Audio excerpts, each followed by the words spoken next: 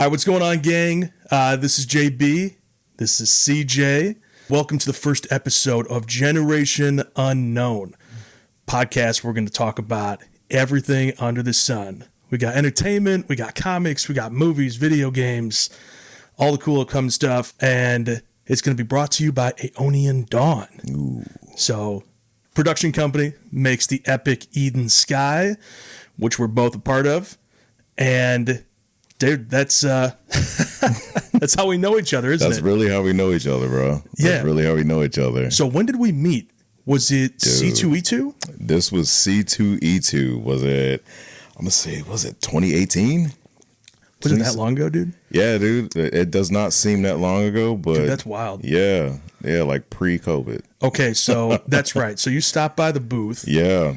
I was like, this is right, I think, when Odell Beckham Jr. was just traded to the Cleveland Browns. And I was like, yo, I think my boy Odell is a nerd. Oh, and I thought that he pulled him at the booth, dude. Yeah. So for those that don't know, I had gold hair. I literally had gold hair. But hold on, disclaimer, I had it first. I'm just saying, I had it first, bro. I had it first. My boy's calling dibs already. Dude, I love it. So that's right. Okay, so you stopped by the booth. We had just launched Eden Skye in the comic book format. So for those that don't know, so Eden Skye, I'm a screenwriter. This is a series that I pitched to a couple networks. We're trying to put it on TV. So we adapted into the comic books because we're looking at all the great Marvel, DC, Image, all these different projects that are going from like the the printed formats. We're like, how do we get those fans in play, right, to get our series on TV? So we'd adapted into comic books, and then we were looking to potentially get some video done of that. Yeah. And then CJ came into my life, dude, right at the right time, bro. My boy ascended into his role. Whoa, chill. Yeah, chill. All right, chill. Yeah. So. Okay, so we met at C2E2, and I think we had 2 issues out so far. And, of course, we picked them up. The issues are goated. And we're like, dude, how do we get some of this stuff going?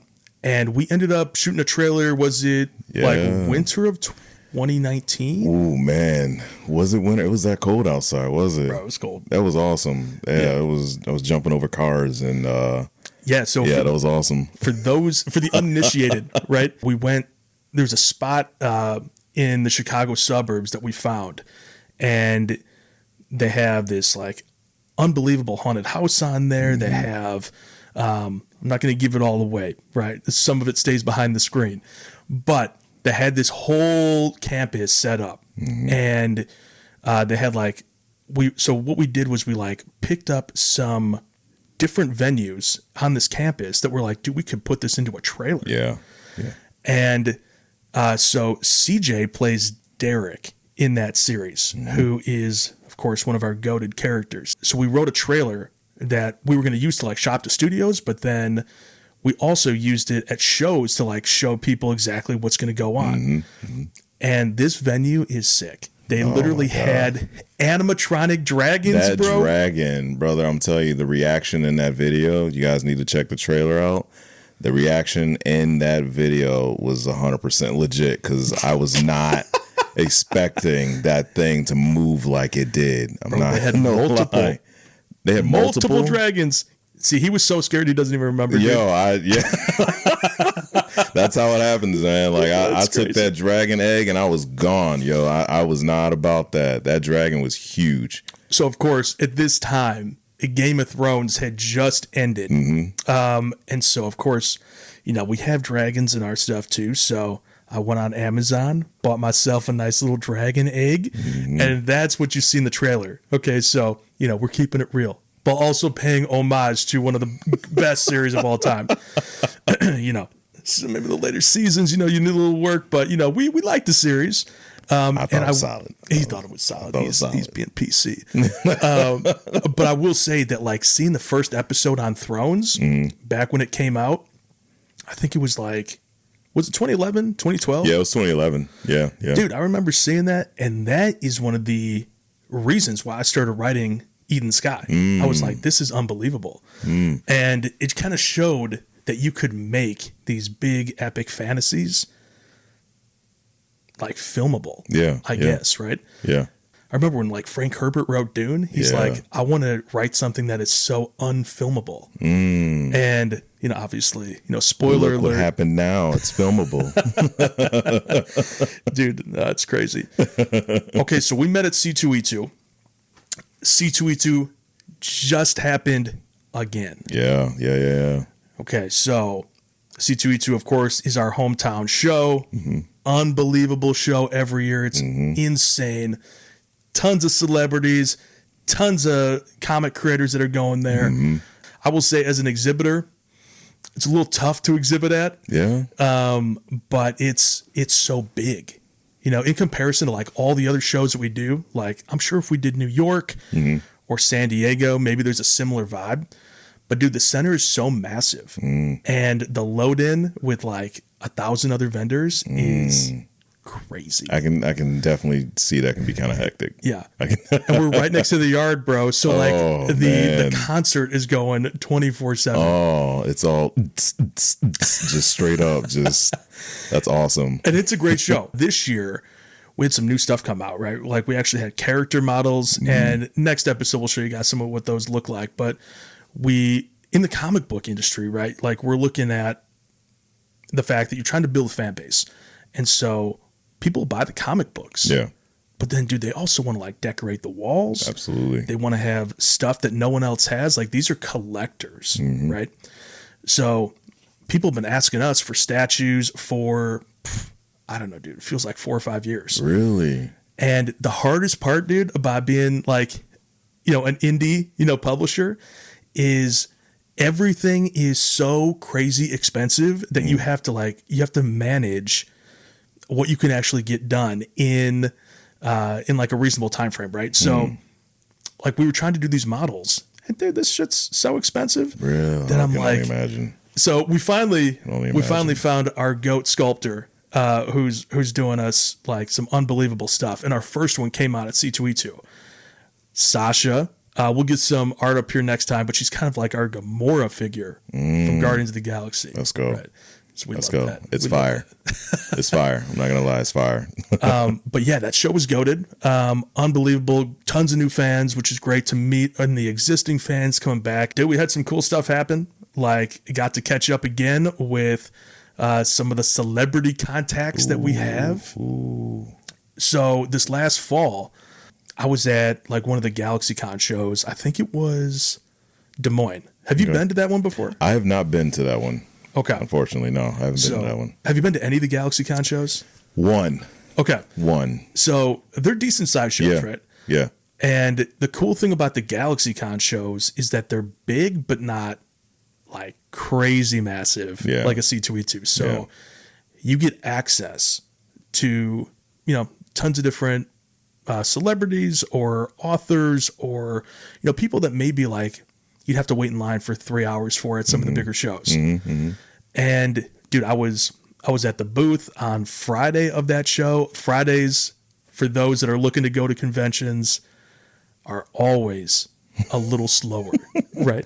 Yo, he just dropped some knowledge. Yeah. He just dropped some knowledge. He dropped the gem. So if you guys want to look at, I mean, you noticed that at C2E2, yeah, right? No, yeah, it's definitely maneuverable. I will say that if you're going to like those big cons, like Fridays are definitely maneuverable. Well, I mean, as opposed to Saturday, right? Like you were walking around. Gosh. Dude. I mean, there's probably 10 times as many people. Oh, dude, we Don't were tell like the fire marshal, bro. Shoulder, right? Bro, I was. Oh my gosh, it was like shoulder and shoulder in that bad boy. But like, it was still an awesome time. But hell yeah, and man, when it hit noon, ooh, it was terrible. Get me out. Oh, I hate people, dude. I don't even want to talk about parking because Jesus. Oh yeah, how was that? Bro, it took me an hour and 30 minutes to find parking. And like originally, I was supposed to get there at 10 o'clock, and we didn't get we didn't get out our car until like 11:45. Oh my goodness! And start walking into. Well, actually, no, we didn't walk. We had to find parking outside of McCormick's area, and then on top of that, we rolled over to another place to catch an Uber to get dropped off at McCormick's. So you're not selling the fans. I'm so sorry. Go on Friday, I'm boys. So sorry. Go Friday. Friday or Sunday. Friday Yeah. or Sunday. I'm dropping some gems right now. Oh my goodness. Okay, so it is a great show. It's just massive, and like with anything that's that size, you got pros and cons. Yeah. Oh yeah, absolutely. But the cool thing was, so when I was at that Des Moines GalaxyCon, I was at the booth maybe like 3:00 on Friday. It's gonna be more chill. Mm-hmm. And I didn't really look to see who the guest list was at the show, but like these GalaxyCons, fan expos, things like C2E2 and whatnot, they get like great celebrity lists. Absolutely. And so I was like just hanging out by myself, right? Doing my thing. And all of a sudden this guy walks by the booth, and he had come from the celebrity area. And it was real incognito. Mm-hmm. Hat on, had his little backpack on. Like the black hoodie on, like dude, walking through. Yeah, he was inconspicuous. looking like Jack Reacher, dude. And but I was like, I know this guy's face. Mm-hmm. I was like, I couldn't really place it where, because I have not seen his Marvel show. Mm-hmm. You mean DC? Spoiler alert. Oh, it's it's DC, brother. okay, it's DC. It's yeah, okay. We're gonna edit that out real Yeah, quick. we're gonna definitely edit that out. Okay, so it's a DC show, right? It shows what I know about the nerd stuff, dude. But okay, so I have not seen his show, but I knew him from somewhere else. And I was talking to him for maybe like 20, 30 minutes, maybe. Mm-hmm. And he was real interested in like what was going on with Eden Skye. He thought it was super cool. I told him that we had shot a trailer with you, and he seemed like, dude, like, how do I get involved in some of this maybe? Yeah, oh, no. And then I was like, yo. And so we started talking about some of the horror projects that we were working on. Yeah. And so we got some of those, and I think we were talking about this off screen. Mm-hmm. I think that might be the avenue we go towards first, right? Because horror, you could maybe film on an indie budget Yeah. without doing all the green screens Yeah. and all the crazy work, right? Dude, indie horror is where it's at. Yeah. 100%. And it's all about the script. Yeah. At It's that all about the point. script, yeah. So I think we got something that maybe he could get involved in. And I don't know, should I say his name or should I keep that a secret? I mean, hey. Maybe, okay, well, so we'll keep that a secret for right now. But it's a big time actor, and we would love for him to be involved at some point. So Yeah. we'll keep that to ourselves for right Yeah. now. But it was a very, very cool interaction, and we bring it up because it's C2E2. Mm-hmm. We got to have a little chat with my boy. And his rep at the show ended up stopping by. Let's go. So got to pick up some of the other books, checking it out. Maybe they'll be in touch. We'll see, dude. I mean, it was a fire book, man, so might as well. Yeah. To be honest. Anthology of the Damned, bro. Yeah. Library Bro. of Madness. Yeah. So it's goated. Yeah. Check it out, ladies and gents. It's solid. I'm not gonna lie, it's solid. Okay, so we're at C2E2. Great show. Was there anything that stood out to you at the show? Wow. What a loaded question, right? Wow, that is a loaded question. So C2E2, honestly, there was like quite a few things that stood out to me, man. One big thing was definitely the twerk session. That was actually really, really cool. Dude, get this kid out of here. Where we at right now? This is a family show. Look, okay, I was watching my wife, okay, like it was amazing. She did wonderful. She kicked some ass out there, and I thought it was awesome. Hell yeah. Okay. So I like it. That's for good. You did really good. No, dude, actually, what I really liked about it this year, it was a lot. Like it was a lot of vendors. And that's what I love to see. I love to see a lot of vendors out doing their thing, talking to people and giving folks opportunities, and there were also a lot more artists in Artist Alley this year, which was fan-freaking-tastic, man. It was awesome just to see that in general. I'm a big fan of going through Artist Alley. Like, Dude, did you see Christine this year? I did. Let's go, dude. Yes, I did. And like, I didn't get a chance to like stop and say what's up, but like I passed through and I was like, get a little wave, and I just kept walking. For those that don't know, Christine is one of the watercolor artists that does artwork for Eden Skye. So she did an epic portrait of my boy CJ in the Eden Skye Defiance trailer, which of course you can watch on YouTube. So we might have to attach that to this, man. Come on, man. All right. Come on. All right. In the description, we'll link the trailer to so y'all can check it out. Definitely in the trailer, like in the description of this. Yeah. So, dude, let's get it. Okay, so walking through Artist Alley was great. Yeah, man. Walking through Artist Alley was awesome. And then like just on that in general, dude, there were like so many celebrities just walking through, like on the floor. Did you see anyone? Yeah, like we walked through, and then all of a sudden, like, look, I'm a big wrestling fan since I was like yay high. All right, when I walked by and I saw CM Punk and AJ Lee just hanging out in the back, I was like, yo, let's freaking go. let's I love go. that, dude. And man, it was awesome right before he lost to Roman Reigns. So, you know how that works out. Is that expected or what? Dude. Is it expected? We respect the tribal chief. Dude, my boy is committed. We respect the tribal chief. All right. I mean, no tea, no shade to CM Punk. He's a Chicago boy, but tribal chief all the way. Okay, bet. But yeah, man, it was that we were able to see celebrities kind of walking around. And even though like, you kind of had to pay to do certain things and take opportunities and take photo ops with them and such, bro, you could just walk up to them and say, hey, and that's what I like about C2E2's like little thing that they got going on with celebrities. Like even for those that, that want to say hello to the celebrities and stuff, like they're like, oh man, I got to pay this or I got to do this. No, like you can really just walk up to them and say hello to them, as long as the line's not busy and, that's dope, man. And it's not overcrowded or anything like that. Walk up to them and say hi. You can tell them how much you appreciate their work, how much you're a big fan of them, and so on and so forth. But like that's what I like about C2E2. Shows are not going to want to hear you say that, dude. I'm sorry. Security's going to be crazy next They're time, be like, dude. what do you mean? But no, man. Like I think it's that like I really appreciate when celebrities and such take the time to actually get to know their fans. And that's something that I've always taken into consideration of too. Like further I go in my career, I'm always going to take out time for people that, that supported me. Yeah. And that's always going to be a thing no matter what. That. No matter what, man, I'm always going to take the time out. Dude. Like I'm in a freaking Walgreens, picture and stuff. And okay. So if I walk into Walgreens, where am I going to see you? Am I going to see you in the front? As soon as you walk straight into Walgreens, my mug is right there, smack dab in the entrance of Walgreens. Goodness.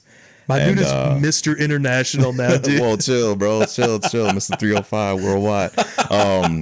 No, Mr. 630. Yeah, Mr. 630.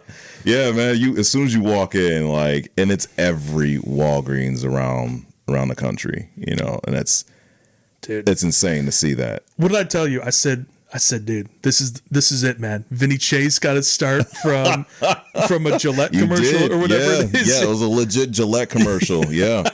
Yeah. And Aquaman himself, dude. Bro, come on. I feel like it's gonna go there. Dude. I feel like it. Yeah, we're on the journey together, bro. I love it. Dude, yeah. Okay, so C2E2, we started talking and we're like, okay, if we want our first pod to come out, like, what do we want to base some of it around? And obviously, we want to talk about a little of the experience at C2E2 because, of course, that's one of the biggest shows in the country and it's our hometown show. But also, there was a movie that was coming out right around that time that I knew we both were interested in checking out. And what was that? Was that Project Hail Mary? Dude. My dog. Look at the book. My dog. Handy weird book. Look, I'm not going to lie, okay? Don't hate me for this. I didn't know it was a book. I didn't get him know. Out. Security, Garcon. I'm can sorry. we get this guy out of sorry. here? Is that, do we gotta do something about that? My bad. Production. Can we cut this right now? No. Yeah. But yeah, man, I didn't know it was a book. And I teach voiceover classes too. And one of my students was like, "Hey, you got to check this book out. And I was like, what is it? And he's like, Project Hail Mary. And I'm like, that's crazy. I just saw the movie a couple days ago. And had you seen The Martian? No. You didn't see The Martian with Matt Damon? Oh, my goodness. Dude, okay. No. Was that a book too? That was a book too. Jesus. All okay, right, so look, same author. Clearly, I don't read books. I read Harry Potter books, so like, Expecto Patronum. Yeah, so he stopped in 5th grade. We got you. Chill, bro. Chill. I got you. Chicago Public Schools. Yeah. No. Yeah, man. I love reading books though, 100%. As a narrator, like I love reading books. You might recognize his voice. That is very true. I may have read you a bedtime story. Okay, so Andy Weir, the author that did The Martian, and then he did Project Hail Mary. Mm-hmm. Like, the thing that I really liked about The Martian when I had seen it was that everything that like was happening was real science. So we're on Mars. Mm-hmm. You have a research team that's on Mars. Through them having to evacuate the planet based on like some of the climate conditions, some of the storms that were coming through, they had to prematurely leave. And in leaving, Matt Damon ended up getting trapped on the planet. Something happened. I can't remember exact details, but you're gonna hate me. I did see this movie. See, he did. Yeah, he did. I did see this movie. Yeah. Okay, so it's coming back. It's coming back to all of us. You know what I thought you were talking about? What? Remember that old Ice Cube movie? No. What? It was a Mission to Mars or something like that. Shut up, dude. Yeah, it was a Mars movie that Had Ice you seen Cube that was one? in. Yeah. Okay. Well, that was goated. Yeah. Dude, anything that happens on Mars, dude. 100%. Anything that happens on Mars is 100% goated. Like, we Total believe in Recall. aliens. We got the pyramids on Mars, dude. We're ready to go. We're ready to go. I'm a believer, dude. Yo. Okay, so same author though. That did The Martian, right? And the thing that I liked about that one was that everything was practical science that was happening. So while it was kind of unbelievable, it was still based in reality. And even though the circumstances were dire, dude, there was so much humor baked into it. It was very, very cool to see how, like, this one dude was still making light of his situation that was something that would have broken most of us. Oh, 100%. So that film's great. Definitely check it out. But same author that did this Project Hail Mary, and it has that, it's totally different, way different film. Still in space. We're not going to give away too many details in case someone wants to check it out, without any of the spoilers, of course. Yeah. But general vibe is Ryan Gosling's great. Of course, he plays that role to perfection, right? And again, a dude kind of trapped by himself for a while in space. The humor is still there. The dire straits are still there. And dude, because you see it in the trailers, we're going to say it a little bit. Rocky Rocky was my favorite. Dude. Okay, Rocky was my favorite, dude. And as a dad, like, it almost feels like your kid, doesn't it? Yeah. Like, I grew 100% attachment towards it. And, like, I'm not going to give you a thing away, but I was in there bawling, dude. Like, I had tears. The emotional roller coaster? Yeah, it was an emotional roller coaster, man. I was like handing him napkins, dude, every like 3 minutes. No diddy. No diddy, dude. Yeah, man. I was in there just bawling, man. Ryan Gosling really, really like hammered that role, man. Shout out to you, brother. Like, you really killed that, honestly. Like, and it gave away like that sense of like being alone, and then all of a sudden now you have someone that you can connect with, and then something may happen or something, Dude, and the vibes are so high. Yeah. In that whatever emotion you're feeling, it's amplified. Yeah. The entire time. It was amazing. Could you do that? Did I do what? No, could you do that? Could you be in space like that? Bro. I don't know. No? I think that there are times, right, where like we're on social media so much that you just want to disconnect for sure from everything. So I think I'd be good for like 7 light years. 2 weeks. 2 weeks. That's like 5 minutes in space. What do you think? Yeah, dude. So it would not be like I I don't think it's something I could do long term. Yeah. Maybe if I had my dog. Okay. Maybe if I had Rocky. Yo. So let's go. First dog in space. That's what I'm saying. That'd be kind of solid. Don't tell the Russians. Oh, they're gonna beat us to it. They're gonna beat us to it. Yeah. But what about you? Do you think you could do that? You know what, man? Careful here. You got a family. I do, and that's one of the things too is that I would really miss the heck out of my family. Sure. Like I'm a big family guy. Got him. And yeah, I would really miss them. But if life depended on it, and I needed to go in space to save humanity and, do what he had to do. Yeah, I don't know. You would nut up, dude. No, I got you. Yeah, no, I would 100% go. Like I would definitely go. There's a scene in the movie too where like they tell him like, yo, you kind of got to do this, Mm-hmm. That would be 100% me. I'm not gonna lie. That would be. Yo, I'm not going. Are you kidding me? No. But yeah, if life depended on it and I had to make sure that my family were to survive, I would go. Okay, I got it. I would go. It's like going to war, dude. Yeah, dude, like 100%. I'm all for it. Yeah. I'm all for it. Let's get it, dude. Yeah. Okay, so excellent film. Yeah. Definitely check it out. If it's an IMAX by you somewhere, 100% the way to see it. Yeah. But dude, I was going to go see it again, and I did see it again, but I was like, because my folks wanted to see it. Yeah. And I was like, okay. IMAX? Bro. So I wanted to see it in IMAX. But there was another movie that came out that bumped it out of IMAX the next week, and I was losing my shit. Was it Hopper? No. What did you go see with Adonis? Oh, man. It was Mario, wasn't it? It took it out, brother. They had like 50 showtimes. I don't think I've ever seen a IMAX? Well, throughout like the whole theater. Yeah. Really? And then like all the IMAX shows were 100% Mario. Oh my god! I was like, this better be the best film of all time. Yo. But it just took out Project Hail Mary, dude. Holy cow. Dude. Okay, so you went to go see it, though. I did, man. I went to see it, but I didn't see it in IMAX. I saw it in 3D. Oh.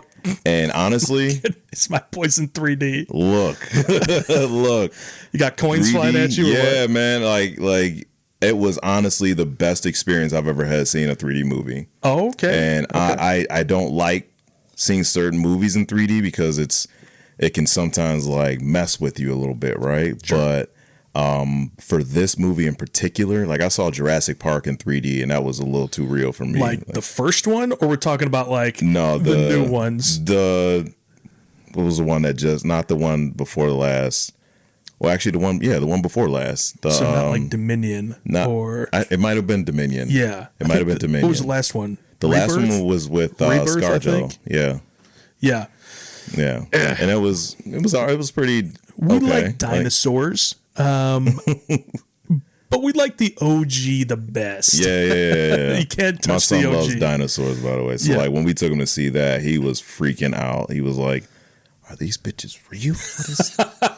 Dad, and with 3D, he's like, "Hold on." For every like 5 seconds, he was taking off his glasses to make sure it was like on the screen and not coming at him. Okay, now we're talking about Jurassic Park, though. Jurassic Park. Okay. Jurassic Park. But Mario, so we had the theater to ourselves. We were the only ones smack dab in the middle, dude. And you could tell it was a real popular film, folks. It was definitely.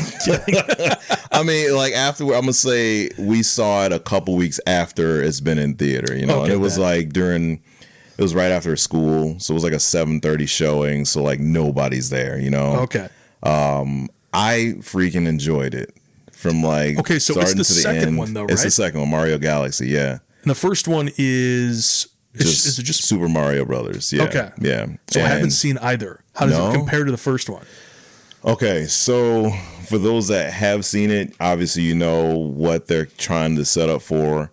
Hopefully they are really trying to go that route. If not, I think that's a huge market to kind of miss. Which is Smash Brothers. Dude. Like that would be absolutely amazing if they kind of went that route. Mm-hmm. But I know that there's a third one lined up, ready to go. Ask him how he knows that. We're gonna move past that. Yeah. But yeah, there's definitely a third one lined up, ready to go. But I think, man, a Smash Brothers movie would be solid. And Okay. I think especially too for just the fans itself, like Smash Brothers has a huge fan base. And I think if they capitalize on that, man, that's coins right there for them. No pun intended. Dude, all the puns, dude. Yeah, all the puns. But yeah, for this, that movie was hype from the get go, and just for me to live in that nostalgia, dude. I'm a Star Fox fan. Oh, and dude, yes. brother, when I'm sitting there and I'm like, oh man, I hope they're not gonna. And I haven't seen any spoilers. I stayed away from it because I wanted to be amazed, right? Yeah. We sat down and we got up to a part in the movie where they were getting to that point, and I'm sitting there, I'm like, my elbow, my wife, I'm like, are they gonna go this route? Is this about to happen? And she's like, what are you talking about? I'm like, yo, if they bring in like Star Fox, like, dude, this is huge. Yo. Like, you got to understand what they're about to do. Yeah. And she's like, I don't know. And sure enough, camera pans, boom. I shrieked. I was the loudest one in the, obviously we were the only ones in the theater, but like I was the loudest one out of the trio. And I'm just, yes, let's fucking go. Oh my God, let's go. Popcorn's flying everywhere, dude. Oh yeah. Yeah. Had to go get a refill real quick. Yeah, I was like, I'm gonna be right back. Yeah, man, I was hyped, brother. Like that's huge. And for being a fan like that and seeing that on film.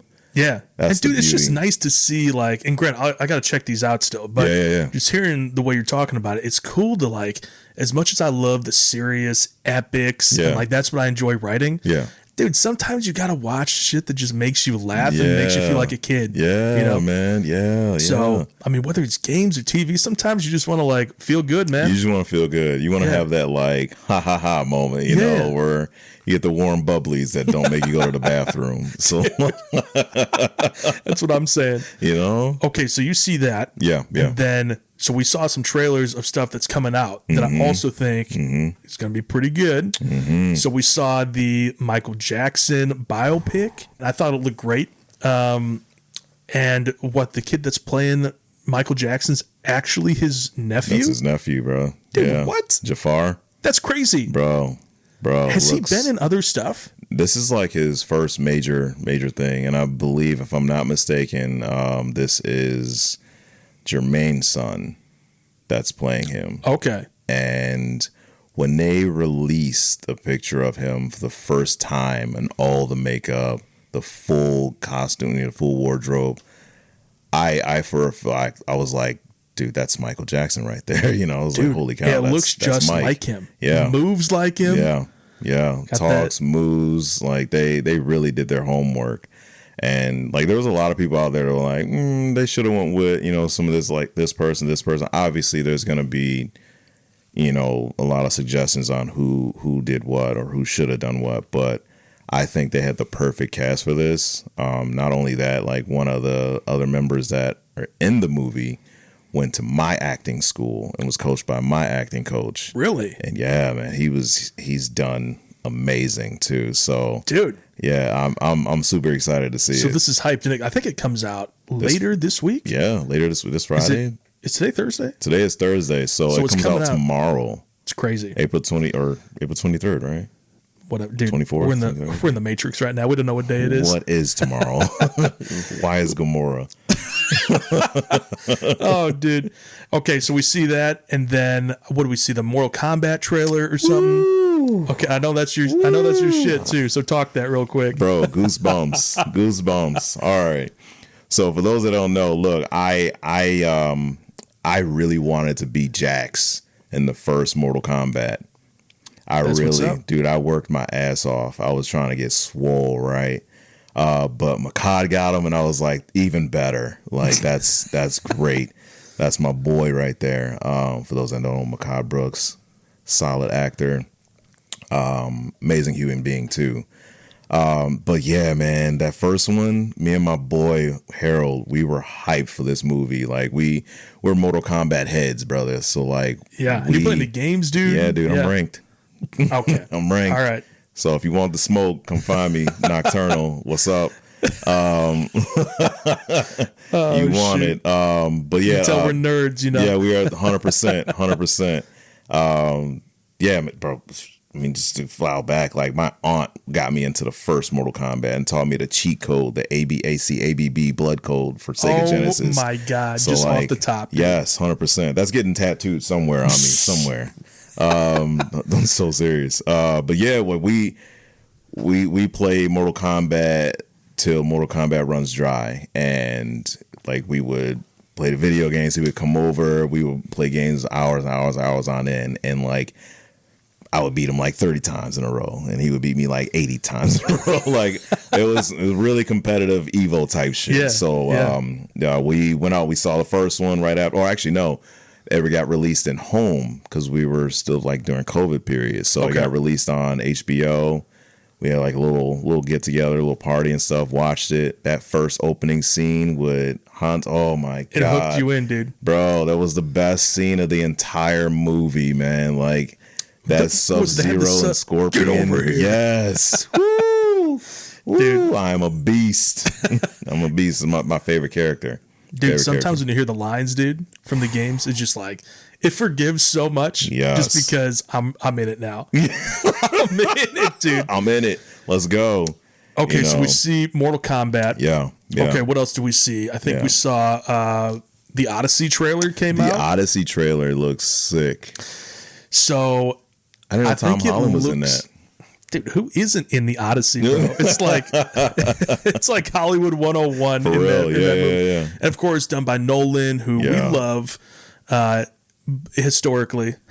So the Odyssey, of course, talking about Odysseus' journey home after the Trojan War. Yeah. And as a history nerd, I got concerns, but I'm excited to see Nolan's take on it, right? So, of course, we love the Dark Knight series. Of course, yeah. We love Inception. I saw Dunkirk. I thought that was great. So Dunkirk was fantastic. The thing I like the most about Nolan is he's one of those directors that does so much in camera. So there's a lot of films, I'm not going to name names, but that you can tell where actors are not really acting on things that are around them. They're acting on potentially what's around them that is done with CGI. And I think it's so, I mean, you tell me, but like if you had your preference, would you rather be in the scene or would you rather be in front of a blue screen? Oh man. And I don't want CJ to get in trouble here, so maybe we'll move right past that. So me preferably, like, look, I'm all for both, to be honest. I love the element of not having things around you because it challenges you. Okay, it keeps you on the edge, and it makes you dig deeper into that actor tool belt that you have. So it's a skill issue. Yeah. I mean, whoa.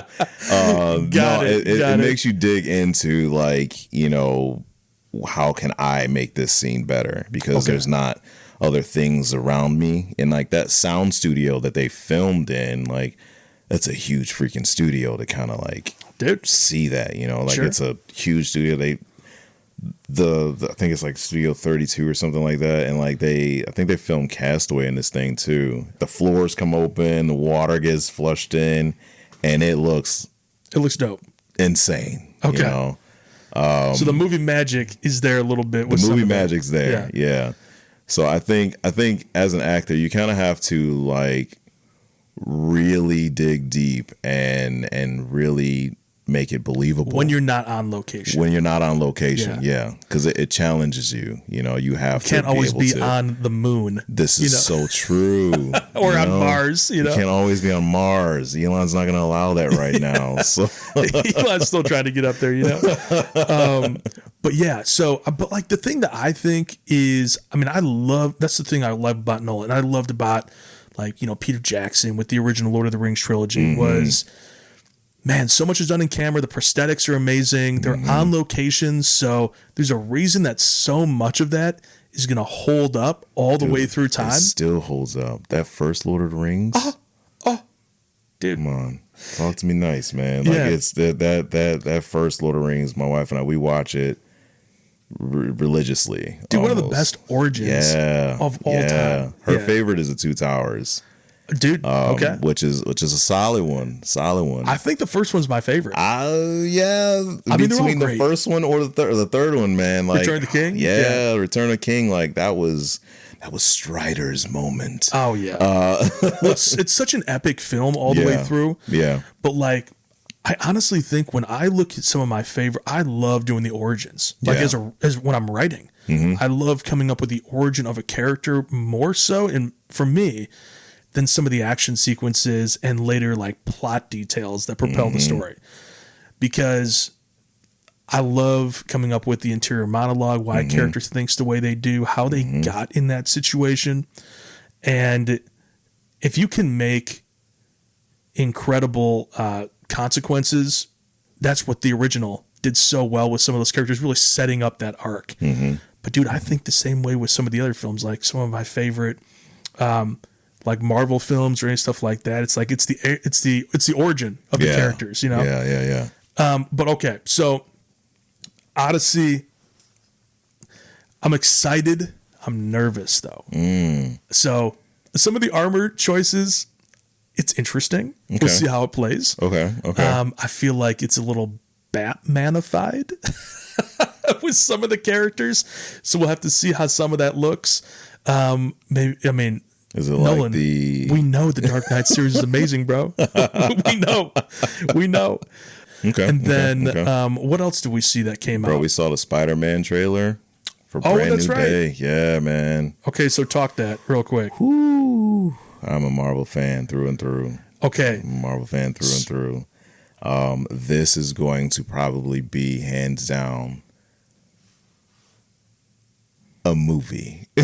Like, and it's, of course it's a movie, but like this is going to be solidified probably as one of the greats that Marvel's done. Like what's your top one right now?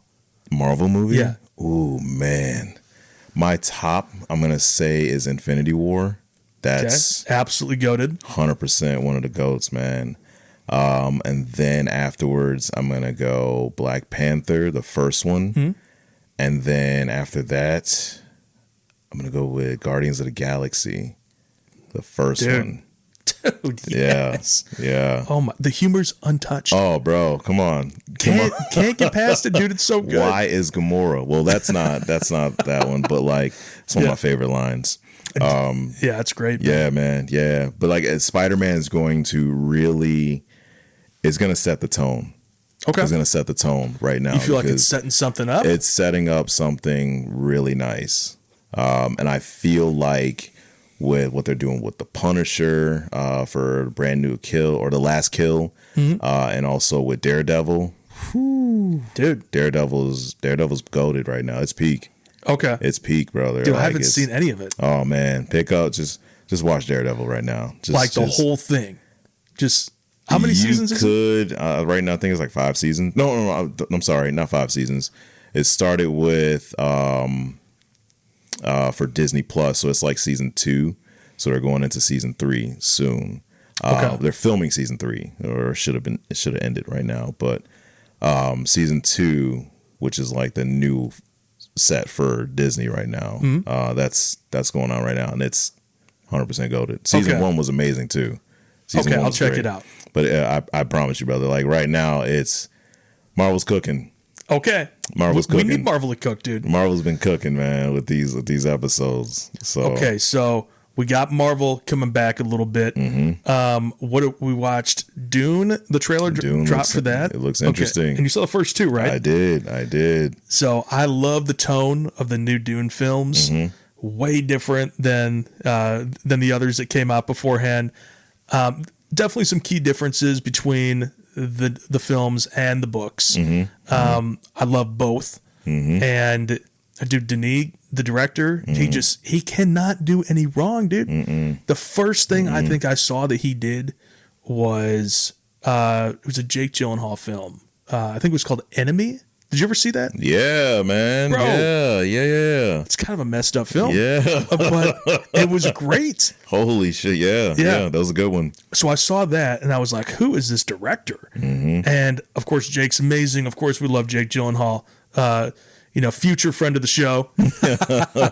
Of course. But No, so I saw that, and then I checked out Prisoners, which came out soon after, which was amazing. Also had Jake in it, had Wolverine in it, of course. Hugh. Let's go. Had a couple others in it. Terrence Howard, I think, was in that. Or what was it? Viola Davis was in that too. Viola Davis, yeah. And dude, just powerhouse cast.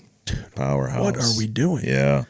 And not only that, but like Denis has this really cool way of shooting where everything feels real consequential and feels like the doors and the walls are closing in around you, dude.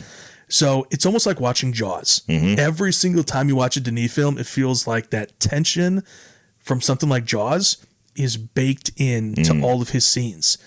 Everything's just closing in. Even if you can't see the threat, you feel it. You feel it's there, yeah. And I think... very atmospheric almost. Dude, yeah. Yes. And I think he did Sicario also. And I think I remember seeing something, just speaking of Jaws, where like the music or the undertone of the score, they based off of Jaws for that exact reason, where they wanted you to feel without seeing. Really? And I was like, yo, I love that approach. So, yeah, we're excited for the new Dune, new Dune film when it drops. Unfortunately, we're all. I mean, me personally, I'm a little disappointed that it's going to be the last Dune film. It is. It is. So, it is. you know, it is. Someone's going to have to pick up that mantle when it's done, right?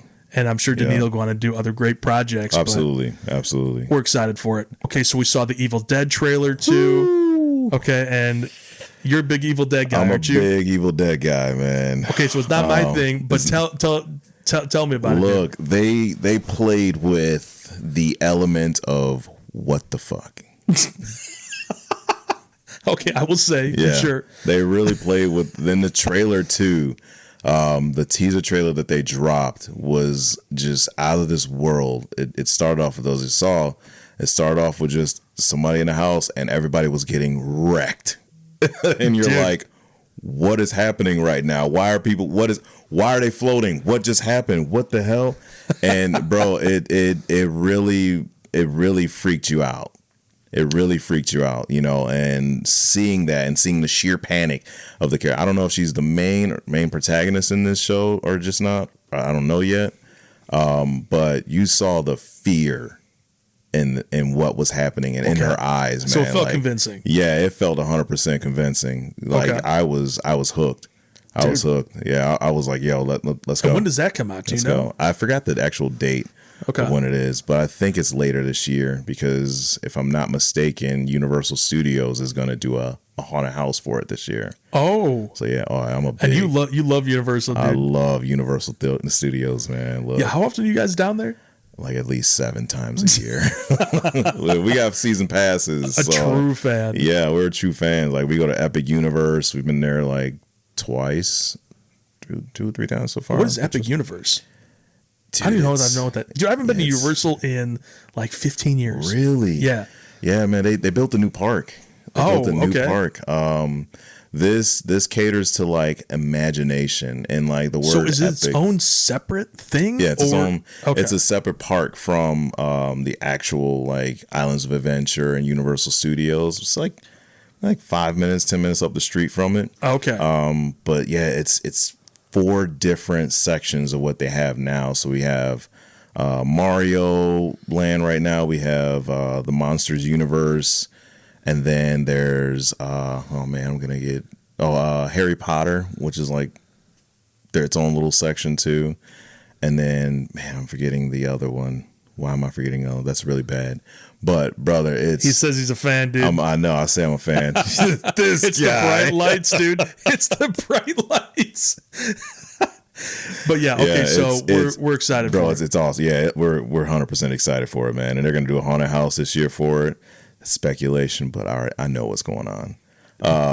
But yeah, they're definitely doing one, and I can't wait for it, man. It's gonna be horrifying. Okay. All right, bet. Horrifying. Okay, so we got that to look forward to. Yeah. A little teaser from Spaceballs 2. Little Mel Brooks action. Little Mel Brooks action going on. Okay. Like what we doing? What we doing? Call me up if you want a little extra too. Yeah, I think it's gonna be solid, man. It's been years since that last one. Dude, what's crazy is because I go to shows all the time, or conventions, dude, I still see so many Spaceballs cosplays at Barf. every show. I love the seeing big Barf Vader cosplay. helmet always just makes me crack up. Dude. Yes, And Lord especially helmet. when it's a kid wearing it, it's the best, dude. So it's been jammed.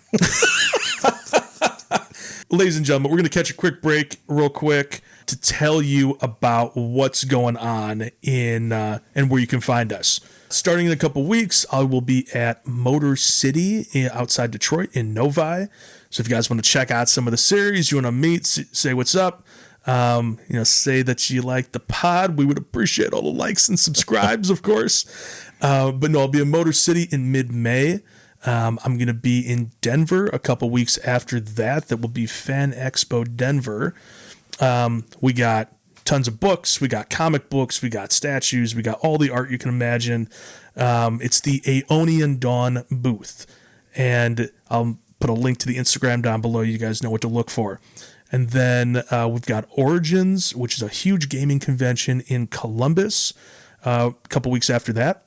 And then take a little hiatus, and then we'll be in Raleigh, North Carolina in July. So hope to see you guys at one of these. And if you guys want to check out some of the series, pick up some books, we would appreciate it. I'm going to hand it over to CJ, and he can let you know where you can see some of his stuff at if you want to check out some of his work. Yeah. So as of recently, I have a couple shows that are out right now. Like I earlier said, if you want to check out me at Walgreens, I'm in the front entrance. But other than that, I'm on Chicago PD season 12, episode 14, which is called Marie. I play one of the repair guys on there. It was a really, really cool episode. Really fun to shoot that with a lot of the main cast members. As of recently too, I'm on Chicago Fire. I play a police officer on there. That was really cool scenes that I got to shoot. Definitely going to be back for a couple more, so stay tuned for that. As of recently now with voiceover work, I've got quite a bit lined up. I've got a couple audiobooks that are coming out pretty soon. A couple of, dirty ones for those that like all that stuff out there. You nasties. But yeah, we got a couple of audiobooks, adult audiobooks that are coming out. And then, of course, we have a lot of fantasy ones that I'm also reading too as well. I've got a couple projects that are coming out with indies. So I've got a project coming out that's called Five Nights at Simba's. That is a really, really cool project. It's about basically the concept of Five Nights at Freddy's, Lion King, and Fox and Hound. And I play one of the characters named Fredbear. Really, really cool concept. It's kind of based off of Mufasa, but a little bit more grittier it could be. You never know. But other than that, I have a couple more that are lined up. I got a really, really, really big one coming out, voiceover role, that'll be coming out later this winter for a video game. So everybody's been waiting for this one. So we'll see what happens with that. And other than that, man, we're coasting right now. We're coasting. So we've got quite a bit lined up. So in August, this year of August, we will actually be having our first ever voiceover convention that we're going to be laying out. So for those that are interested in the area, we're doing a voiceover convention, kind of talking about the business, how to get started in voiceover work, who do I need to talk to, agencies, headshots, all that jazz. So that's going to be visual voices done by CJ Does Voices, myself. Other than that, I will also be making appearances at DreamCon, which was going to be a really big one. You'll see me, I'm doing a voiceover competition there. And then also at BangCon, which is at the Ronald Stevenson Center in May. And you'll see me there as well. Dude, love it. Yeah, man. So we got some things going on, right? Yeah. Okay, and then speaking of gaming, right? So as we said, we're huge nerds, right? So we love some of that stuff. What have we been playing recently? Brother, Resident Evil 9 has been taking over my life. All right, talk that. Let me hear it. I've been playing Resident Evil since, I'm going to say, Resident Evil Biohazard. Okay. And those are old school. Like, y'all know OG. It was called that back in the day. But yeah, I've been a fan since then. And when they released Resident Evil Requiem, it was kind of like a full circle. You know, it's nostalgia going back to Resident Evil 2. And it circles back. And this plays with everything, with the element of horror, the atmospheric horror, the element of surprise. Like, that in itself is such a huge deal for me. And if you can capture me in a video game that has like a lot of that elements in there, that plays along with that horror aspect, oh man, I'm locked in. 100%. Okay, so where does this one rank in the saga? For me? Yeah. Now, is this recency bias or are we being objective? This is recent, okay? This is going to be... I'm going to say Resident Evil 7 is definitely one of my all-time favorites because it was scary as shit. 7. That's the one that came before Village? Biohazard, right? Yeah. Okay. No, not Biohazard. Gosh, what am I forgetting? Like, that's a subtitle of it. But yeah, Resident Evil 7 was the one that really scared the shit out of me. Okay. So it's a brown pants game. Yeah, that's definitely a brown pants game. Then after that, I'm going to say Requiem. Okay. And then after that, I'll say Resident Evil 4. Or not Village, but Resident Evil 4 was definitely one of my favorites, man. Especially when it came out on GameCube. Favorite. Dude. So you're telling me that Requiem, the one you're playing right now, is number 2 in the whole saga? I would say number 2, yeah. It's high praise. If I take out Resident Evil 7, because 7 was just so fucking scary, dude. Yeah. Like, it was scary. I would say that I can take number 1. Okay. But because I've played number 7 and I've played it multiple times on like insanity modes and stuff, I'm going to say that 7, then Requiem. So Resident Evil is one of your favorite franchises? Oh yeah, 100%. Okay. One of my favorite franchises, dude. One of my favorite franchises only has one game, and it's Expedition 33. Have we been playing? Brother, look. I popped it in. I played right after the little... He's a casual, dude. No, he's a casual. He's done already. I can tell. After the reaping, I was done, all right? The gomage. I'm sorry. This dude is not a gamer. I'm so sorry. After I saw everybody disappear like Infinity War, that turned to dust, I was like, did Thanos just snap them out? That's what just happened? And it was done. And then like this big shadowy looking monster thing came out of nowhere. I was like, what is that? The Painterest, dude. Yes. You are locked in. Oh, I'm locked in, dude. So I beat the game. Well, let me say this. I've beat all the story elements for the most part. I still got to beat the tower, which is a pain in the ass for those that have played. And I'm trying to remember, SK is one of the characters in the series. So for those that haven't played, I won't say exactly who it is, but he has a brother. And I haven't beat his brother, who's like part of the DLC. But dude, what an incredible score. Yeah.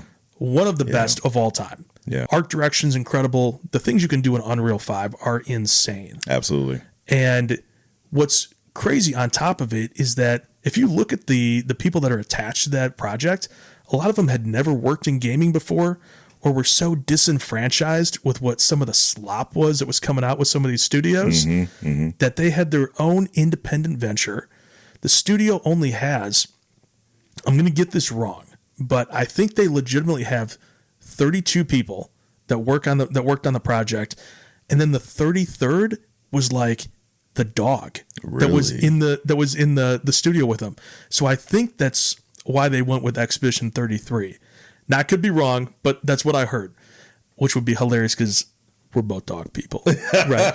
We love the dogs. 100%. But unbelievable story, great voice acting. Yeah. I was entertained all the way through. One of the best games of all time. And I think that, like, I don't give out praise that easily. And so for those that have not tried it, don't let the turn-based combat kind of turn you off. Sway away from it. Yeah, so because I'm not like a big turn-based combat guy either. Yeah. You know, the XCOM games, things like that, not really my vibe. But this, it's so engaging. It's cinematic. The music just sets it over the top every time. Yeah.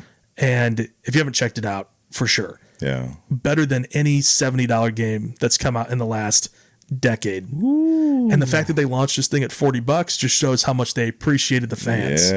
Yeah. So definitely give it a go. That's what I was checking out. We just saw the trailer for Metro 33 launch. Ooh-wee. That looks insane. Dude, and what's crazy... That looks insane. Did you watch the the interviews that were going on with the guys that created it? No. So, like, the gameplay trailer's cool. But it's, I don't know, maybe 30 or 40 seconds, something like that of like more cinematic playthrough. It's not even like in-game footage, you know. But what's cool is the interviews that they were doing with the guys that made it. So it's made in Ukraine. It's clearly been forged by some of the conflict that's been going on in Ukraine for the past few years. And you can tell that these guys are warriors. Yeah. And so a lot of what their country has gone through has been baked into the making of this game. Oh, wow. So knowing that we're already in Eastern Europe with the franchise, I won't give away specifics on it for those that want to check it out. But the whole point is you're dealing with like a post-apocalyptic war nature. The world's gone to shit. Yeah. And the vibe that these guys are, I think, going to be able to pull off with this next one, which looks absolutely insane, based on their real life experience, is going to be crazy. So we're on the lookout for that. Ooh-wee. We're on the lookout for that. Okay. I'm ready. Not to set it up, to set expectation too high, right? But it's high, baby. Oh, it's high, dude.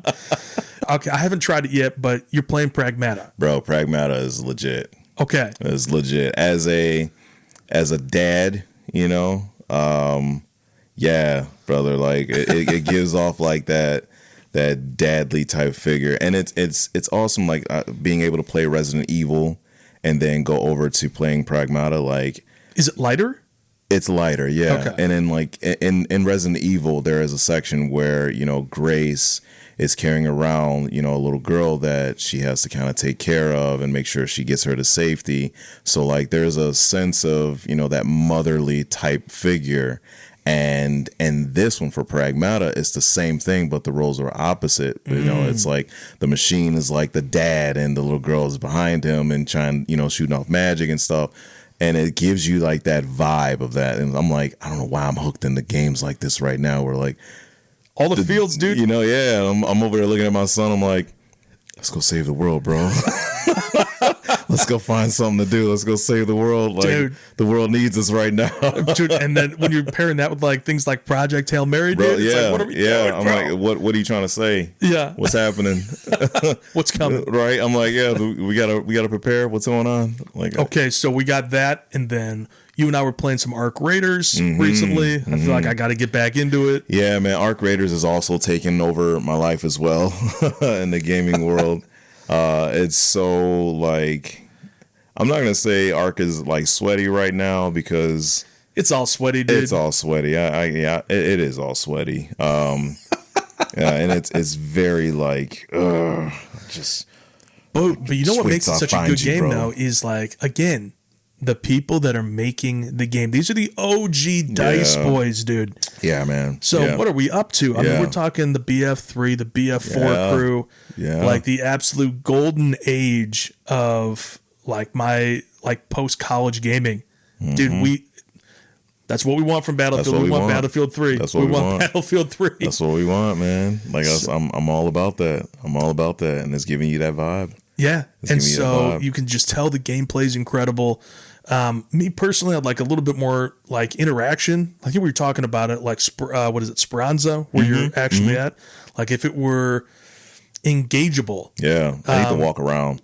Dude, that's what I'm saying. Walk around, and I know the fan base was like that for a little bit too. There was like this, you know, little outreach for like, you know, fans was like, we should be able to walk around and, you know, interact, craft things, you know, interact with other players and stuff instead of just a standalone, you know, a menu, just a menu, yeah, of my player just standing there like Call of Duty, like, and I'm like, no, dude, we need something to move around. Like, I need this to be kind of like how the Division was, man. That was, dude, that's what I'm saying. That Division was 100%. The first one, goated, yeah, and like I still every now and then I'll play the second one, but the first one, that's what that's what I wanted. I'm like, I wanted that sense of urgency. Let me go and find certain things to craft certain things, let me go back to home base. Chill at the base. Yeah.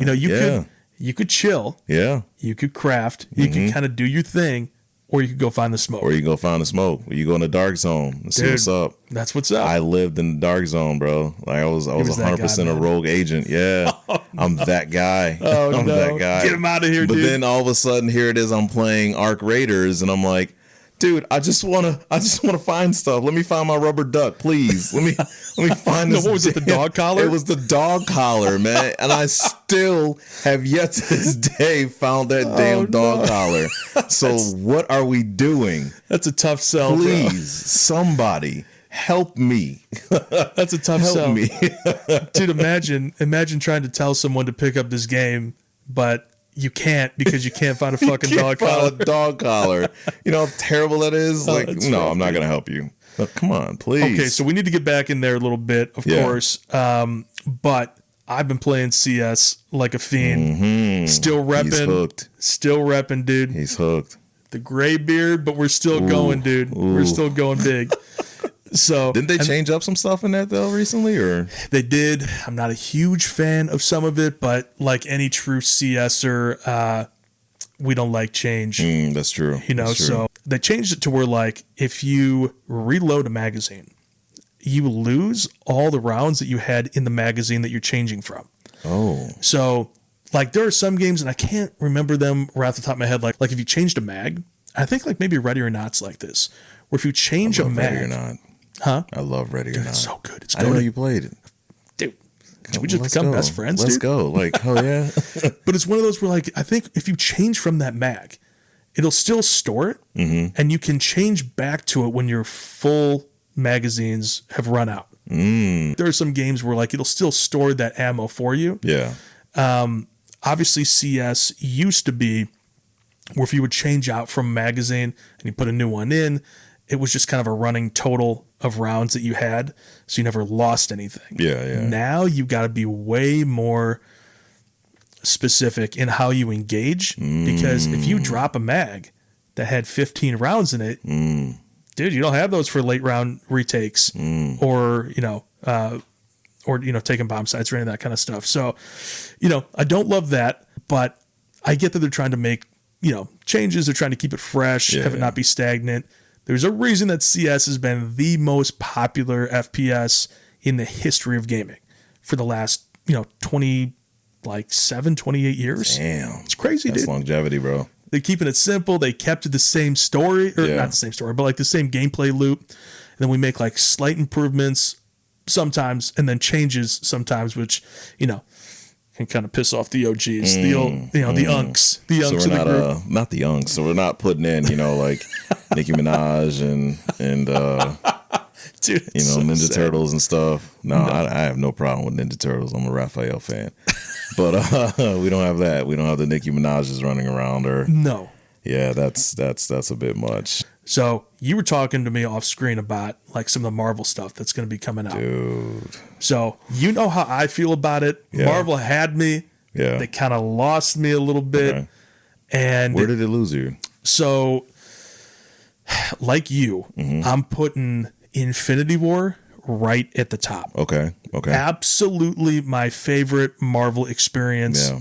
In theaters, incredible.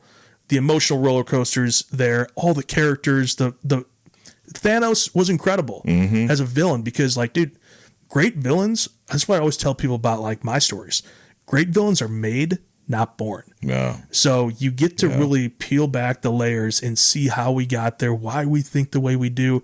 And sometimes with great stories, you start to side with the villains because, someone else's crusader is someone else's jihadist. Correct. Right. So it's all in perspective.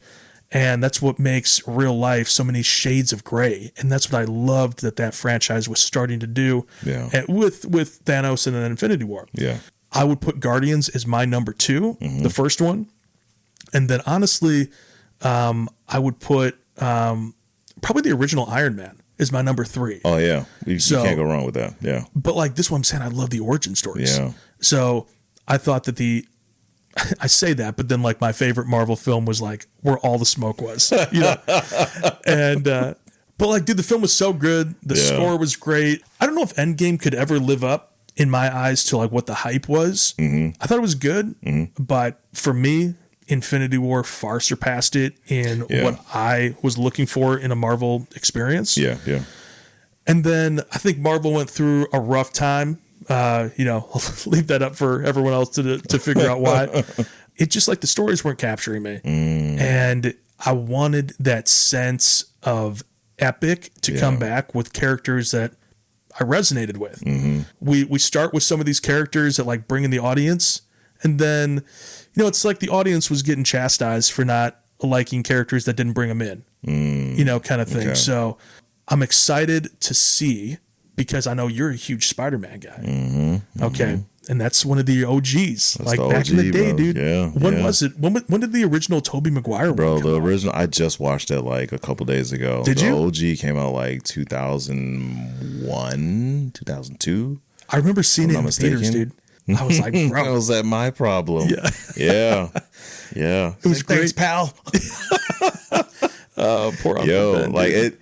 Watching that movie too, as cheesy as you may think it still holds up.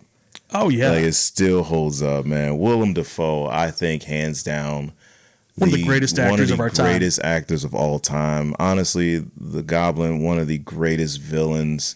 I'm gonna say top 3 for me. He's definitely number 1 in my book.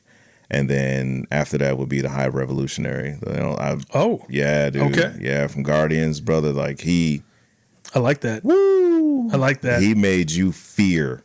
Yeah. I'm a really big fan of villains. Like I love voicing villains, to be honest.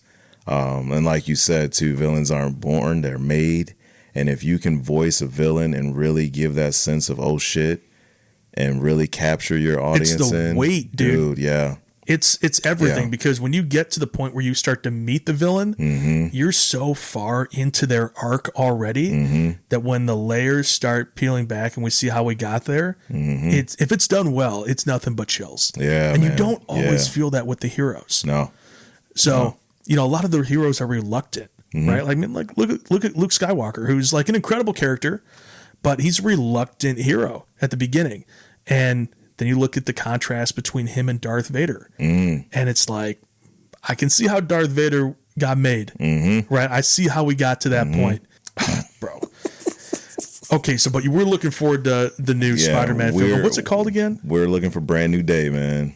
We're looking for Brand New Day. And that's going to lead into, Punisher. We got the Punisher, The Last Kill, which is going to be epic. It's going to be fucking fantastic, I think, because Daredevil's just been killing it lately on Disney Plus. I know, you were telling me to watch that. Yeah, dude, 100%. So then we leave it into Punisher, and then Punisher strolls right into Spider-Man, and if we're seeing the clips of what's happening in Punisher, and that's going right into what Spider-Man's going to be going into, dude, we are in a world of hurt right now. Zone. Like, it's gonna be insane. Sadie's gonna be playing Jean Grey. Oh, Sadie Sink? Yeah. Okay, yeah, from Stranger Things, right? Yeah. Dude, let's go. Dude, she's gonna be playing Jean Grey, or like who knows? Like our version, Earth 616, maybe, or maybe another universe's Sadie. A lot of maybes is what I'm hearing. I don't know. Dude, this is the problem with comic books. You never know if you should trust anything. No, dude, no. Everything's up for grabs. This is where I think Endgame kind of lost me, was where it's like everything's reversible. Yeah. And I was like, okay, I get it. I see how we're getting there. Like, it's the whole Ant-Man storyline coming back through. But I was like, man, like sometimes you just need things to feel final. Yeah. So that the emotions that you felt earlier are valid. Yeah. I like that concept though. I like the concept of like you losing a hero, and I hate losing heroes. Yes. You know, I hate losing heroes. I hate, obviously, with one being, you know, the late great Chadwick Boseman, you know, seeing Black Panther losing, you know, or not losing, but like dying. Obviously, you know, Chadwick Boseman passed in real life. Just to see that happen, like on screen, still even hit me harder than I thought. That's what I'm saying. You know, and like that in a sense, I was like, fuck, man, I didn't know I was gonna, you know, get the feels like this. 100%. But man. you know, now I want to feel now like my Marvel characters they can be expendable. That's how we relate to it, where it's almost like there was a period of time where when people would ask me who my favorite like DC character was, I would say Batman most of the time, because I was like, it's so hard for me to resonate with Superman because he like can't be beat. Batman's a man. Bruce Wayne's a dude, right? He's gone through shit. Like, even though he comes from incredible privilege and means, this dude gets beat up and beat down. And Superman, it was like, I was like, how am I supposed to feel for this dude when it feels as though he's like untouchable? He's untouchable. And then you see, and this is what I liked about, I think it was it Zack Snyder that did Man of Steel? Yeah. I think, yeah. And that was like one of my first exposures to Henry Cavill, who is the GOAT. Love Henry Cavill. Henry, would love to have you on the show. Yeah, dude. But that was my first exposure to him. And like the way that he played that role, and the way that like you saw how like he interacts with those from his home world. Yeah. I was like, okay, this dude's not invincible. And so I was like, okay, so now I'm almost starting to like side with him a little bit more, or resonate with his character a little bit more, just based on the way that it's presented. Yeah. And, you know, I wasn't a huge comic book guy growing up. I've gotten a little bit more into it as I've been in the industry now, doing my own thing. You kind of want to see what other folks are doing, see if your stuff measures up, right? And so I can't really tell you if the comic books were always that way, but I really like how they started that scale with him, and then, you know, I wish we would have gotten more. Yeah. Of course. I wish we would have gotten Man of Steel 2. Ooh. That would have been dope. I think everybody was waiting for Man of Steel 2. Dude. And, I mean, I was a big Snyder Cut guy. Oh, of course. You know. I love the Snyder Cut. Oh, dude. It's so long. I loved it, yeah. But it was great. It was needed. It was needed. It came out during, like, COVID, too. It was COVID, yeah. Was it 2020? Yeah, when that came out. When everybody was like, release the Snyder Cut. And sure enough, we released it. And we were loud about it. Yeah, we were 100% loud about it, and I love that. Guys, thank you for tuning in. This is the end of the first episode of Generation Unknown. I am JB. This is CJ, and thanks for tuning in, and we will catch you guys on the next one. Peace.